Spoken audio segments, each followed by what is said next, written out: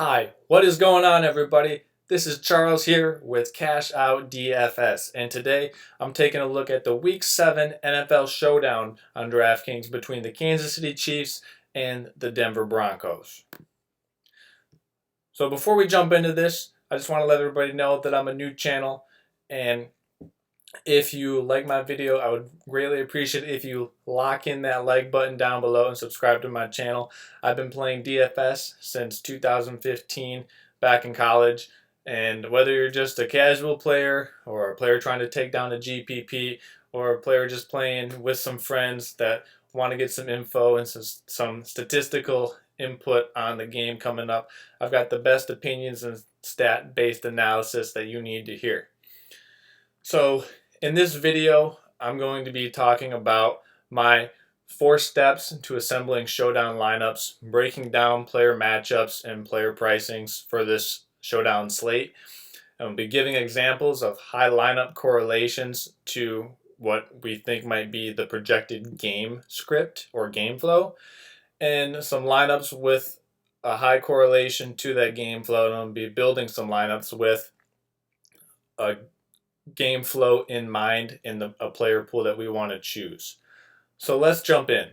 My first step that I like to focus on for a showdown slate is really projecting the game flow. This is incredibly important when looking at single game contests on DraftKings or any site.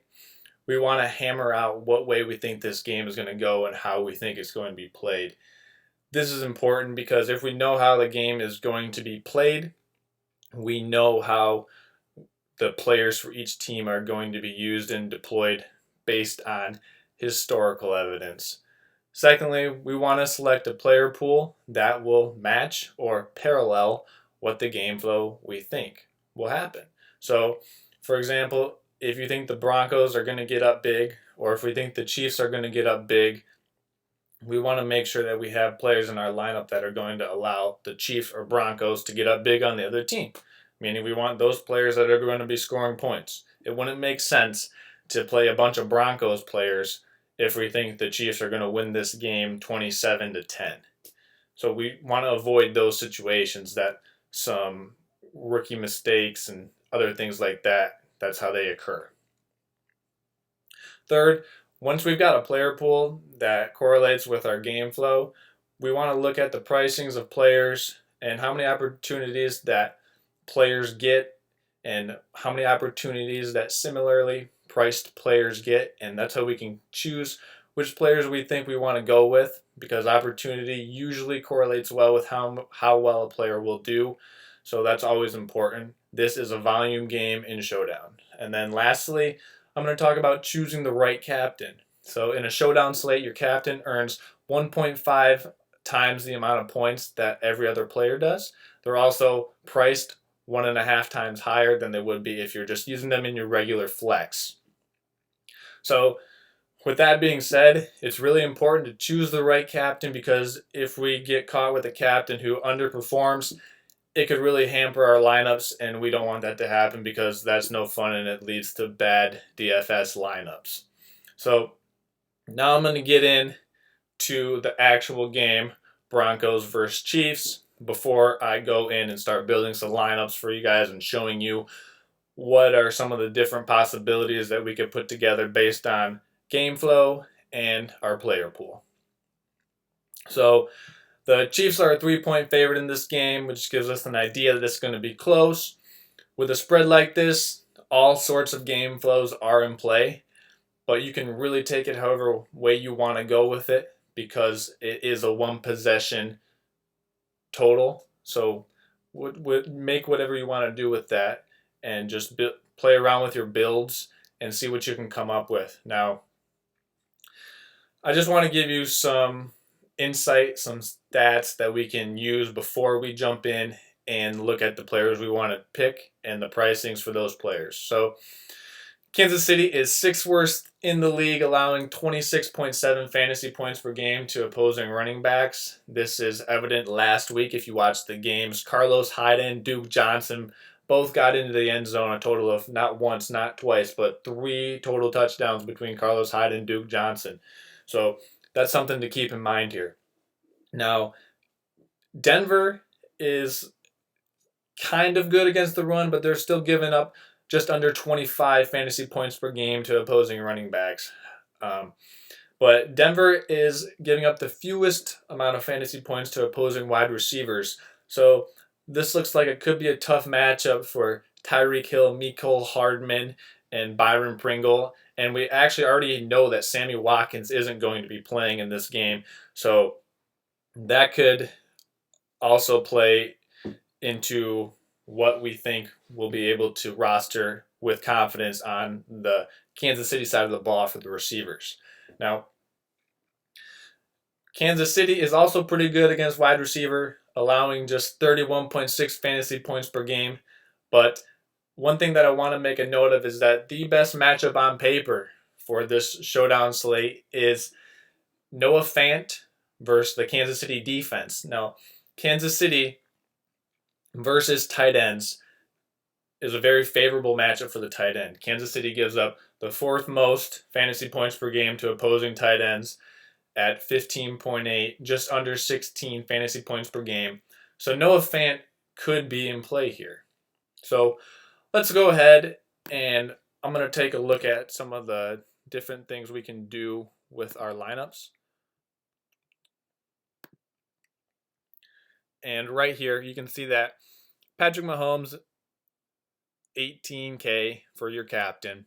But as I mentioned earlier, I'm going to go in and look at some player pool specifics to our projected game flows, or what I think might be a reasonable game flow to expect given the spread on the game being so low.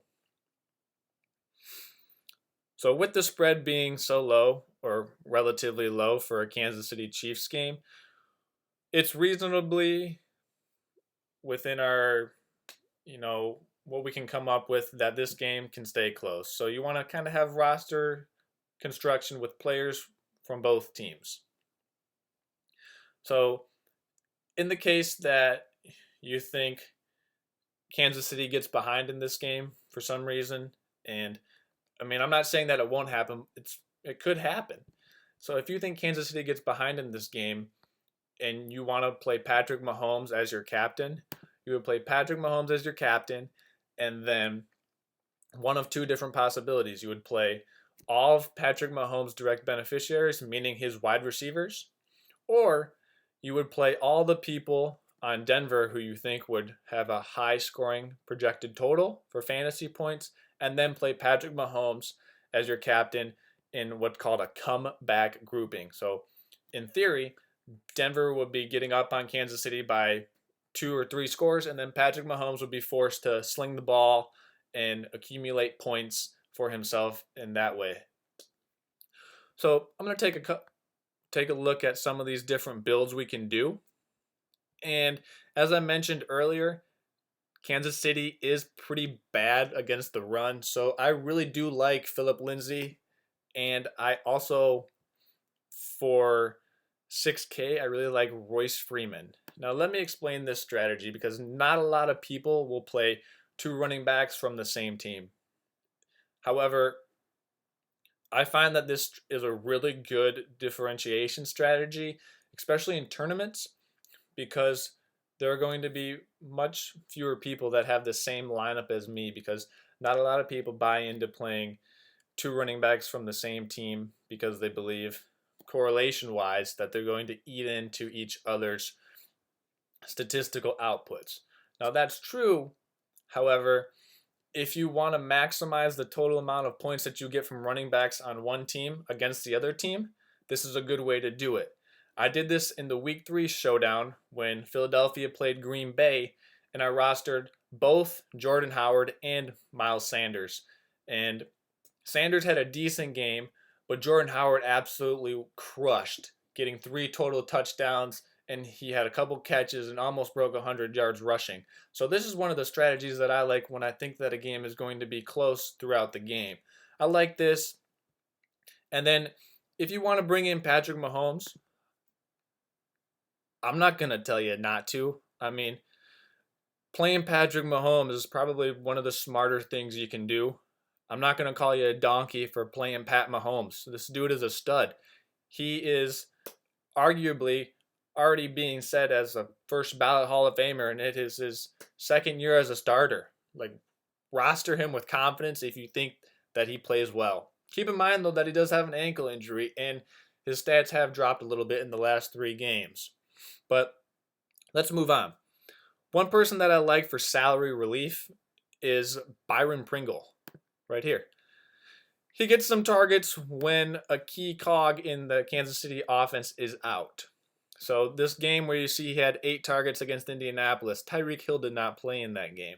Well, we already know that Sammy Watkins will not play against the Denver Broncos Thursday night. So I think we can roster Byron Pringle with some confidence here, and he might get 3 or 4 targets. I've got him projected at getting right around 3 to 4 targets and maybe 40 yards receiving. And at that price, I'll gladly take that amount of production from a player like that. As I mentioned earlier, here's Noah Fant. So if we look at his game log, you can see that his targets and his receptions isn't not where we want it to be. Now, we have a big question we need to answer here, because are we going to play Noah Fant against Kansas City, who gives up the 4th most fantasy points per game to tight ends?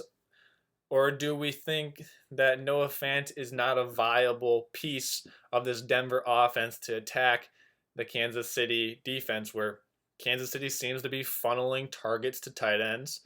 And, I need to think more on this, because I initially drafted Noah Fant on my fantasy team, but I just don't know if we can trust him here in this spot, as I think Denver is really going to lean on their running game. So this is one of the game flow specific builds that I'm going to feature. However, if you think this game does blow out,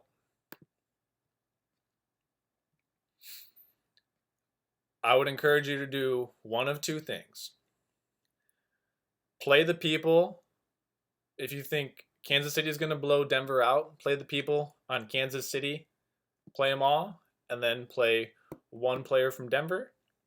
Or play Joe Flacco and all of the pass catchers from Denver, and then 1 or 2 players from Kansas City. This is what's called a bring back stack, where we are anticipating Denver to get down early and then having to throw the ball all over the place. In a bring back stack like this, I probably would not play either of the running backs for Denver. If I wanted to construct a bring back stack with Denver, I would have Joe Flacco, Cortland Sutton. I would also grab Emmanuel Sanders, and I'd even have Noah Fant in it as well. Where did he go? Here he is, 3,400. I'd have him, and that actually leaves you with a decent amount of money for whoever you want to play after that. You could go with Travis Kelce, and then with 10,800 salary left, you could go a couple different ways with that. But those are just some of the things that you want to keep in mind when you're constructing your lineups. Lastly, I kind of want to talk about defenses. And one thing that's important to know on these showdown slates, defenses can have a great impact on your lineup, but the correlation between a defense and the opposing team offense is up and down. So if the opposing team's offense does well, that other defense probably won't do as hot. So keep that in mind if you're thinking about playing a bunch of Kansas City offensive players. I wouldn't suggest playing the Denver defense, because it could be a rough night if Tyreek Hill gets loose, or if Travis Kelce gets a big game, or Patrick Mahomes throws for 350 yards and 3 touchdowns. That's not a good night for the Denver defense. When rostering defenses, though, I look for defenses that have high amounts of quarterback pressure and quarterback hits, because that's the closest correlation you can get to causing turnovers, and turnovers are points which can be sometimes turned into scores when defenses get a pick six or a fumble returned, scoop and score for a touchdown. So let's go back to our main screen here. And as I wanted to go over, this should be an entertaining game. The 3-point spread points to the fact that it's going to be close. And just keep in mind when you're building your lineups that you want to have one specific game flow in mind. Don't get caught up in wanting to play the highest projected players. Just really need to focus on making sure that whatever you think is going to happen, albeit Kansas City gets up, Denver gets up, the game stays close, you have the proper players selected into your lineup to carry out your game flow specific course of action to the best that you think can happen.